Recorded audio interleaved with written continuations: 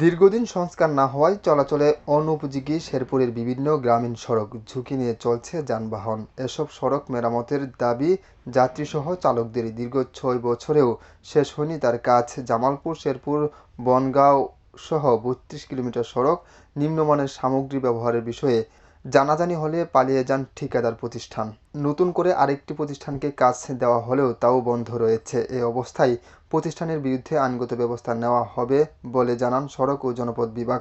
জনদুর্ভোগ লাঘবে দ্রুত এসব গ্রামীণ রাস্তা সংস্কারের দাবি জানায় স্থানীয়রা। জামালপুর শেরপুর বনগাঁও সড়কটি এটি গুরুত্বপূর্ণ আঞ্চলিক মহাসড়ক ময়মনসিংহ জোন একটি জোনাল প্রজেক্টের আওতায়, একটা ক্লাস্টার প্রজেক্টের আওতায় এই সড়কটির কাজ হচ্ছিল।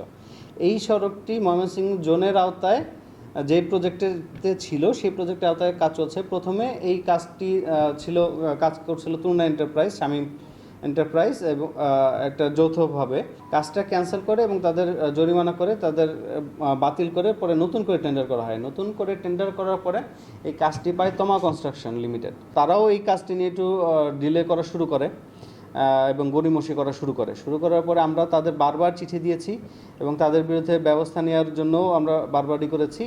এর মধ্যে আমাদের যে প্রজেক্টটি ছিল, প্রজেক্টের মেয়াদটা শেষ হয়ে গেছিলো। একনেকে হয়তো বা দ্রুতই এটা অনুমোদন হয়ে যাবে, কিন্তু এই সড়কটি ঠিকাদারের গাফিলতির জন্য এই পুরো এলাকার মানুষজনের যেই দুর্ভোগটা হচ্ছে সেটার জন্য আমি বলবো যে ঠিকাদারের গাফিলতি। শামসুল হক, আমার বার্তা, শেরপুর।